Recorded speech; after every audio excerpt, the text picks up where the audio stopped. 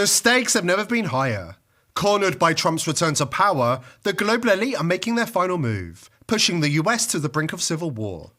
This isn't accidental chaos. It's the climax of a decades-long plan to dismantle the Republic and rebuild it in their dystopian image. According to a DNC insider, the unrest erupting in our streets was engineered, finalized under Biden, bankrolled by globalists like George Soros, and now fully unleashed. As part of the plan, over 30 million military-age foreign nationals, globalist-aligned operatives, were quietly funneled into the country under the guise of mass migration. Their activation is no longer theoretical, it's happening now. And now comes the kill shot.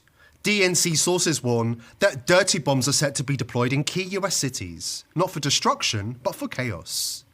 These low-yield radioactive devices are designed to trigger mass panic, crash the economy, and justify sweeping emergency powers. The goal?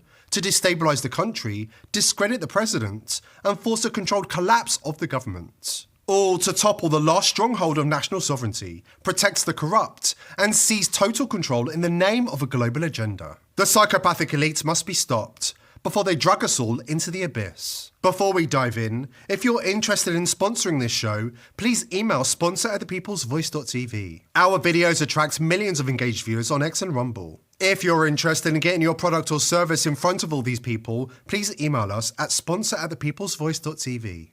The globalist elite have used Mexico as a staging post for the mass invasion of the United States during the Biden administration. And the WF-infiltrated Mexican government is now inciting the globalist violence in the US as we speak. Senate leader Gerardo Fernandez Noronha, an open borders advocate, declared that Mexican protesters rioting in Los Angeles are simply defending their ancestral homeland, claiming that the land doesn't belong to US citizens, it belongs to the rioters. Este es lo que era Estados Unidos en 1830, y esto era parte de México, no era todo México. Si ustedes pueden ver, quizás un tercio, mínimo una cuarta parte del territorio norteamericano era parte de México hasta 1846. Fuimos despojados de estos territorios. Nosotros estábamos asentados ahí antes que la nación hoy conocida como Estados Unidos. Los tratados de Guadalupe Hidalgo establecen derechos para la gente asentada en esos territorios que no se respetaron. Con esta geografía, ¿cómo puede hablar de liberar Los Ángeles y California el gobierno de Estados Unidos? ¿Liberarlos de quién? Los mexicanos y mexicanas que están asentados en ese lugar están asentados en lo que ha sido su patria. Los nombres no engañan. El idioma que más se habla en Los Ángeles es español.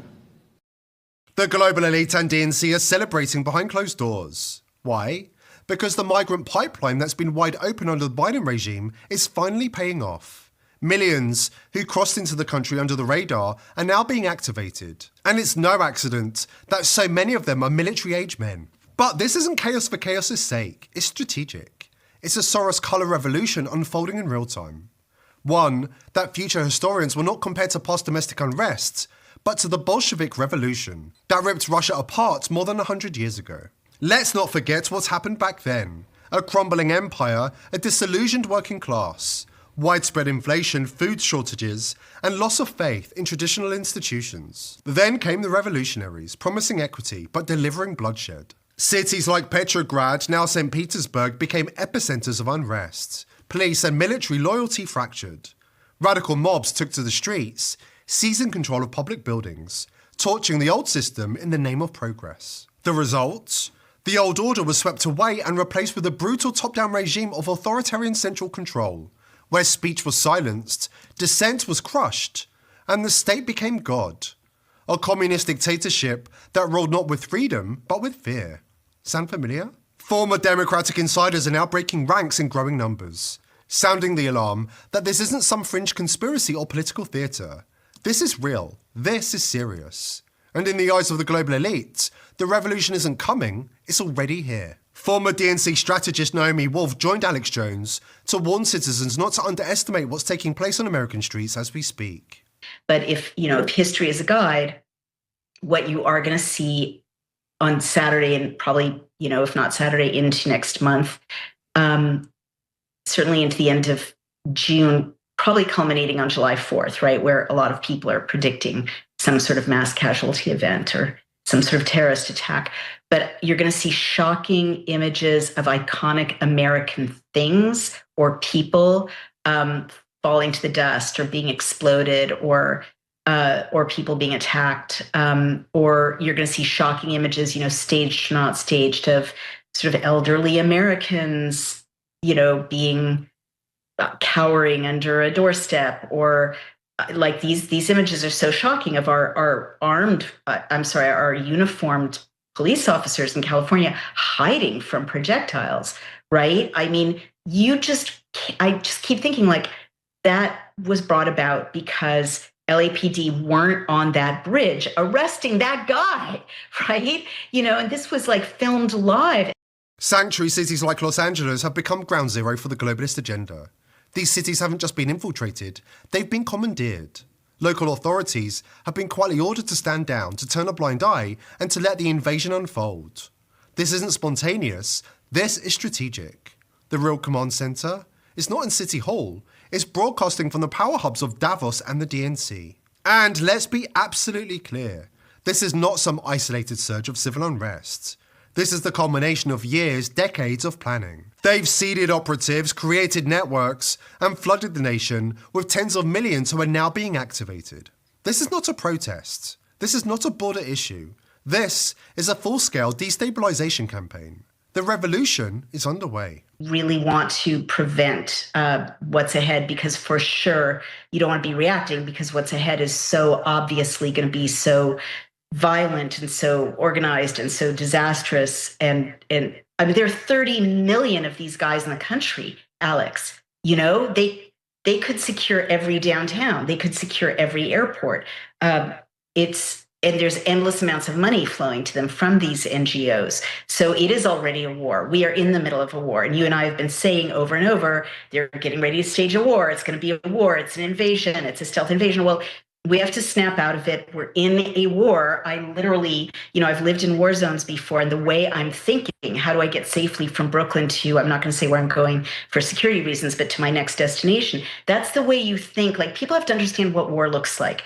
Like when I was in Israel during, any one of those wars, or when I was in other conflict areas, it's not war everywhere, right? Lots of places look like people going to the gym or people going to the beach, but you think in terms of avoiding the conflict. And that's where we're at in the United States right now. That's what war looks like. According to a high-level DNC insider, the conflict is about to enter a terrifying new phase. Plans are in motion to lock down the downtown cores of compromised sanctuary cities. And worse, there are whispers of dirty bombs being prepared for deployment in key metropolitan areas across the United States. This is shock and awe, terrorist style, engineered to trigger the collapse of a duly elected presidency and the federal government itself. And from the radioactive ashes, they intend to build something new. A society reshaped in the image of the globalist agenda, authoritarian, controlled, and irreversible. We've got the details right after this word from our sponsor. Today's sponsor is pillsforever.com. If you think Big Pharma have your best interests at heart, think again. Under Biden, the price of medicine in America has skyrocketed, and there are certain medicines Big Pharma don't want you to know about. That's why I've partnered with pillsforever.com. All of their FDA-approved medicines are the cheapest you'll find anywhere. More importantly, you can order medicines that Big Pharma don't want you to have, such as ivermectin, hydroxychloroquine, and fenbendazole.